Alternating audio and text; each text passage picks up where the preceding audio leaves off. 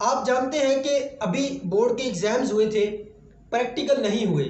क्यों नहीं हुए? क्योंकि हमारे इदारे जानते हैं कि ना तो बच्चों को प्रैक्टिकल करवाया जाता है, ना ही प्रैक्टिकल के एग्ज़ाम्स लेने की ज़रूरत है। थ्योरी पढ़ाई जाती है, उसी के एग्ज़ाम्स लें और बच्चों को जो टारगेट दिया गया, बच्चों ने तो बेहतरीन तरीके से उसको अचीव किया। बच्चों से जो काम लेना था आपने, बच्चों ने वो काम दिया। बच्चे अपनी तरफ से पूरा काम करते हैं। मसला कहाँ है? इदारों की तरफ से मसला है।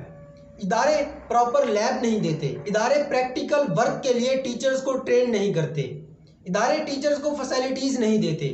अब गवर्नमेंट इदारों के पास भी ये फैसिलिटी नहीं है कि बेहतरीन लैब हो उनके पास जिसमें बच्चों को प्रैक्टिकल वर्क करवाया जाए।